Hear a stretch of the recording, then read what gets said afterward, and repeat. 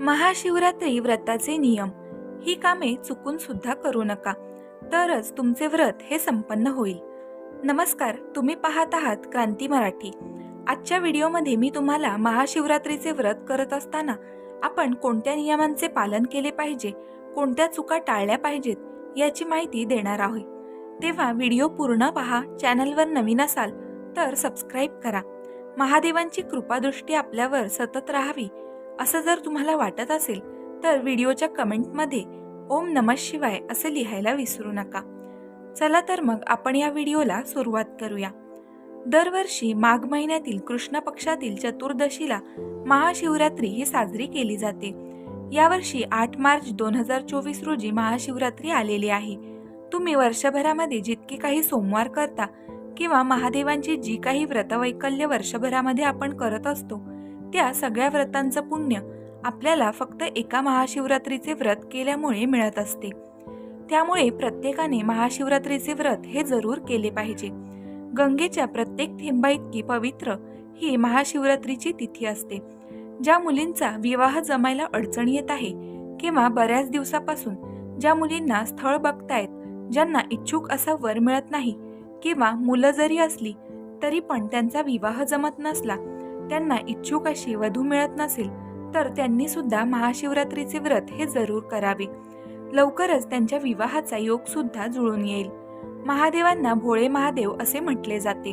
महादेवाच्या पिंडीवर फक्त 1 तांब्या पाणी जरी अर्पण म्हणजे पाण्याचा आपण अभिषेक जरी केला किंवा 1 बेलाचे पान जरी वाहिले तरी महादेव आपल्यावर प्रसन्न होतात आणि आपल्या मनातल्या सगळ्या इच्छा पूर्ण करतात असे म्हटले जाते.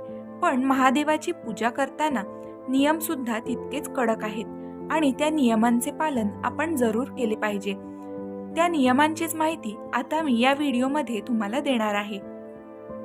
भगवान महादेव आणि माता पार्वती यांचा विवाह सुद्धा महाशिवरात्रीच्या दिवशीच झाला होता.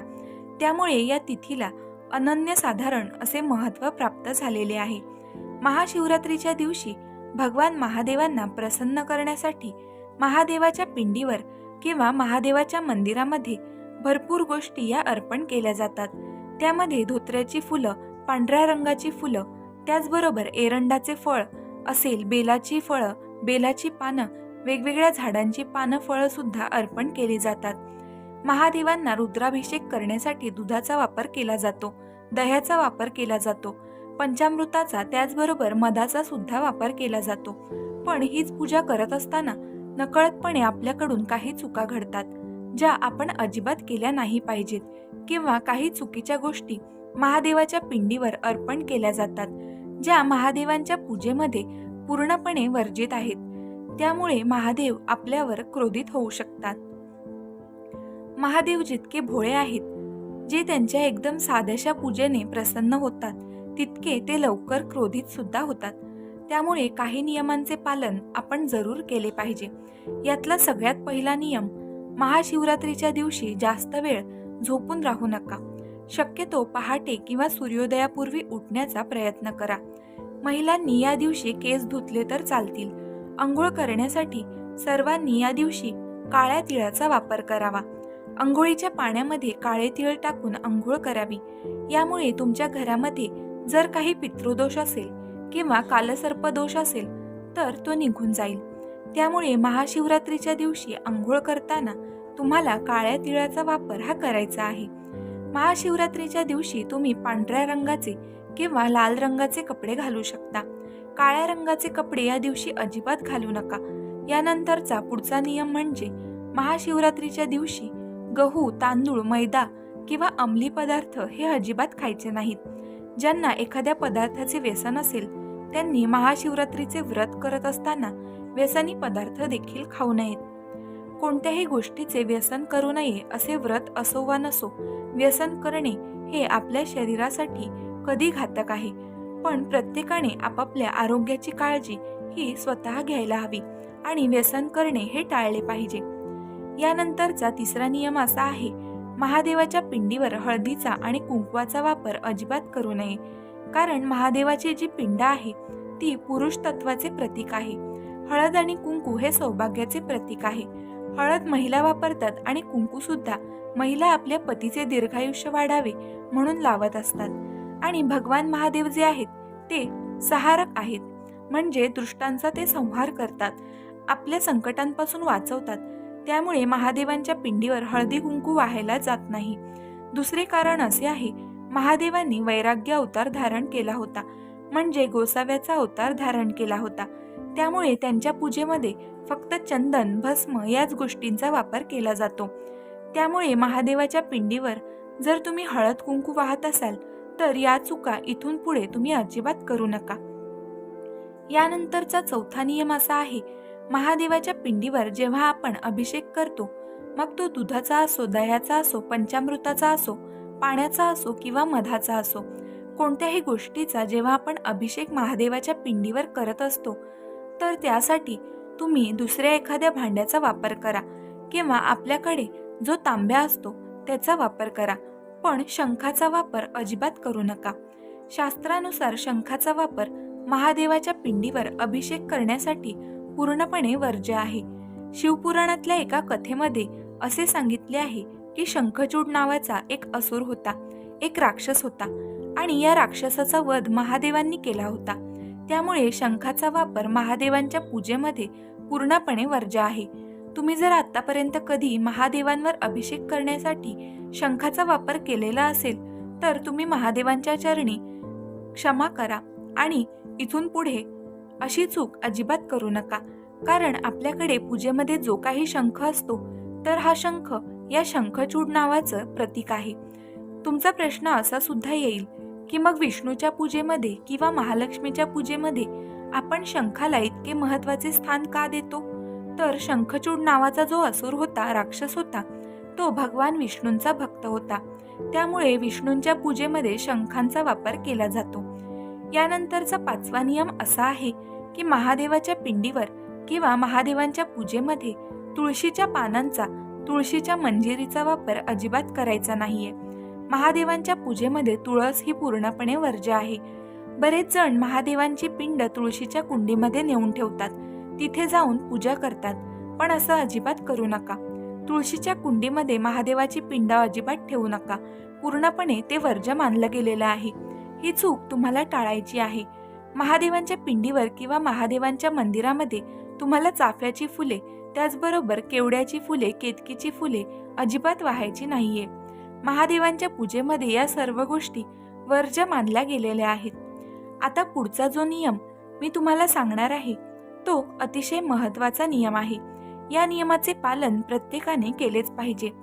जेव्हा आपण महादेवाच्या पिंडीवर दुधाचा अभिषेक करतो, दह्याचा अभिषेक करतो किंवा पंचामृताचा अभिषेक करतो तर त्यासाठी तांब्याचे भांडे किंवा तांब्याचा तांब्या अजिबात वापरायचा नाही. तुम्ही दूध, दही किंवा पंचामृत या पदार्थांचा अभिषेक करण्यासाठी एकतर स्टीलचा तांब्या वापरू शकता किंवा पितळेचा तांब्या वापरू शकता किंवा चांदीचे एखादे भांडे वापरू शकता, पण तांब्याचा तांब्या अजिबात वापरायचा नाही. कारण दूध, दही किंवा पंचामृत यासारखे पदार्थ आपण तांब्याच्या भांड्यात जेव्हा ठेवतो तर ते खराब होतात, त्याचं विष बनतं. तर हे विष समान बनलेले पदार्थ आपण महादेवाच्या पिंडीवर वाहणे योग्य नाही. त्यामुळे तांब्याच्या भांड्याचा वापर शक्यतो महादेवांच्या पूजेमध्ये तुम्ही टाळला तर बरं होईल. आता तुम्हाला असा सुद्धा प्रश्न पडू शकतो की जेव्हा आपण महादेवांची पूजा करतो तेव्हा माता पार्वतीची सुद्धा पूजा करा असे आवर्जून सांगितले जाते. कारण वर्षभरामध्ये सुद्धा आपण महादेवांची भरपूर सारी व्रतवैकल्य करतो. हरतालिका तृतीयेला सुद्धा आपण माता पार्वतीची पूजा करतो. मग महादेवांची पूजा करत असताना हळदी कुंकवाचा वापर करू नका असे सांगितले जाते. तर माता पार्वतीच्या पूजेमध्ये सुद्धा हळदी कुंकू वापरायचं नाही का? तर बघा, जेव्हा आपण महादेवाच्या पिंडीची पूजा करतो तेव्हा तिथे हळदी कुंकू अजिबात वापरायचं नसतं. पण जेव्हा आपण महादेवांची त्यांच्या कुटुंबासह पूजा करतो, म्हणजे आपल्याकडे जर फोटो असेल आणि त्या फोटोमध्ये महादेव, माता पार्वती, त्याचसोबत त्यांचे पुत्र गणेश आणि कार्तिकेय या चौघांचा जर फोटो असेल किंवा महादेव त्यांच्याबरोबर त्यांच्या कुटुंबापैकी कोणी एक जरी व्यक्ती असेल तर तेव्हा मात्र आपण महादेवांना हळद कुंकू लावू शकतो. यानंतर पुढचा नियम असा आहे, महादेवांच्या पूजेमध्ये महाशिवरात्रीला आपण बऱ्याच साऱ्या गोष्टी अर्पण केलेल्या असतात. त्यामध्ये काही गोष्टी खाण्यायोग्य सुद्धा असतात, म्हणजे महादेवांच्या आवडीचे नैवेद्य आपण तिथे अर्पण केलेले असतात. दुसऱ्या दिवशी जेव्हा आपण महाशिवरात्रीचे व्रत सोडतो, म्हणजे व्रताचे पारणे करतो, तर नैवेद्यामध्ये आपण जे जे पदार्थ अर्पण केलेले असतात ते अजिबात खायचे नाहीत. महाशिवरात्रीच्या पूजेमध्ये जे नैवेद्य आपण दाखवलेले असतात ते खाणे वर्ज्य आहेत. त्यामुळे आपल्याला वेगवेगळ्या प्रकारचे दोष सुद्धा लागू शकतात. त्यामुळे महाशिवरात्रीचा नैवेद्य अजिबात खायचा नाही. जर तुम्हाला हे पदार्थ विसर्जन करणे चुकीचे वाटत असेल तर मग महाशिवरात्रीची पूजा करत असताना तुम्हाला शालिग्रामची सुद्धा पूजा करावी लागेल, तरच तुम्हाला हे नैवेद्य खाता येतील. यानंतर पुढचा महत्त्वाचा नियम असा आहे, महाशिवरात्रीचे व्रत करणाऱ्या जोडप्यांनी या दिवशी ब्रह्मचर्य पाळावे.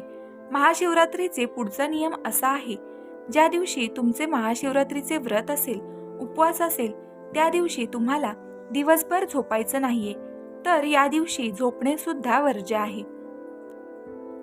महाशिवरात्रीचा सगळ्यात महत्त्वाचा नियम जो प्रत्येकाच्या घरामध्ये पाळला गेला पाहिजे, आणि हा नियम जर आपण पाळला तर आपलं व्रत पूर्ण होईल असे म्हणता येईल.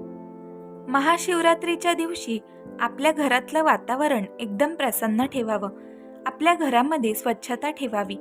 त्याचबरोबर आपल्या घरातील कोणत्याही सदस्यावर आपण अपशब्द वापरू नयेत. आपल्यामुळे कुणाचे मन दुखेल, आपल्यावर कोणी नाराज होईल, अशा गोष्टी आपण महाशिवरात्रीच्या दिवशी अजिबात करू नयेत. गर्भवती महिलांनी महाशिवरात्रीचे व्रत केले नाही तरी सुद्धा चालेल, पण तुमची इच्छा असेल तर तुम्ही बाळाच्या हालचालीवर लक्ष ठेवलं पाहिजे. ज्यांना 7 महिन्यांपेक्षा जास्त दिवस झाले असेल त्यांनी तर बाळांच्या हालचाली नक्की जाणवत असतील. त्यासाठी तुम्ही पूर्ण आहार घ्यावा, म्हणजे जरी उपवासाचे पदार्थ खाल्ले तरी पण ते व्यवस्थितपणे घ्यावे. चांगले जेवण करावे, अजिबात उपाशी राहू नये. त्यामुळे तुम्हाला कोणत्याही प्रकारचा त्रास होणार नाही. तर गर्भवती महिलांनी या नियमाचे पालन जरूर करावे.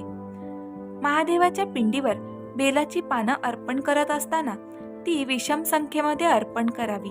म्हणजे एकतर तुम्ही 1 बेलाचे पान अर्पण करू शकता, 3 बेलाचे पान अर्पण करू शकता, 5 करू शकता, 7 करू शकता. पण 1 बेलाचे पान याचा अर्थ असा होतो, एका बेलाच्या पानाला 3 पान असतात, म्हणजे 3 दलांचे मिळून हे एक पान तयार झालेले असते. त्यामुळे तुम्हाला पान सुद्धा 3 दलांचा आहे की नाही हे व्यवस्थित बघून घ्यायचे आहे. मगच ते महादेवाच्या पिंडीवर अर्पण करायचे आहे. बेलाचे पान तोडत असताना बेलाच्या झाडाला सर्वप्रथम नमस्कार करायचा आहे आणि नंतरच तुम्हाला ते बेलाचे पान तोडायचे आहे. हे पान पूर्णपणे 3 दलांचे असलेले पाहिजे. पान जळालेले, चिरलेले किंवा तुटलेले अजिबात महादेवाच्या पिंडीवर अर्पण करायचे नाही. महाशिवरात्रीच्या सगळ्यात शेवटचा पण महत्त्वाचा नियम, जर तुम्हाला महादेवांच्या पूजेमध्ये एखादी वस्तू उपलब्ध झाली नाही तर अजिबात नाराज व्हायचे कारण नाही. पण पूजा करताना, व्रत करताना महादेवाच्या पिंडीवर चुकीच्या वस्तू मात्र अजिबात अर्पण करू नका. यामुळे महादेव हे आपल्यावर क्रोधित होतात आणि आपल्याला व्रताचे पूर्ण फळ मिळत नाही. खरे सांगायचे झाले तर महाशिवरात्रीचे व्रत करण्यासाठी आपल्या मनातील शुद्ध भाव, आपली महादेवांवर असणारी भक्ती खूप महत्त्वाची आहे. तर या गोष्टी तुम्ही जरूर पालन करा. आणि अक्षता वाहत असताना किंवा तांदळाचा वापर आपण पूजेमध्ये करत असू तर त्या अक्षता ज्या आहेत किंवा तांदूळ जे आहेत ते तुटलेले नसावे. अखंड म्हणजे न तुटलेल्या तांदळांचा वापर आपल्याला महादेवाच्या पूजेमध्ये करायचा आहे. तुम्हा सर्वांना आपल्या क्रांती मराठीच्या परिवाराकडून महाशिवरात्रीच्या खूप खूप शुभेच्छा. हा व्हिडिओ तुम्हाला कसा वाटला हे आम्हाला कमेंट करून नक्की कळवा. तुम्हाला जर हा व्हिडिओ आवडला असेल तर व्हिडिओला लाईक आणि तुमच्या फॅमिली आणि फ्रेंड्ससोबत शेअर करायला मात्र विसरू नका. त्याचबरोबर आपल्या क्रांती मराठी या चॅनलला सुद्धा नक्की सबस्क्राईब करा. व्हिडिओ शेवटपर्यंत पाहून चॅनलला सपोर्ट केल्याबद्दल तुमचे मनापासून खूप खूप आभार. धन्यवाद.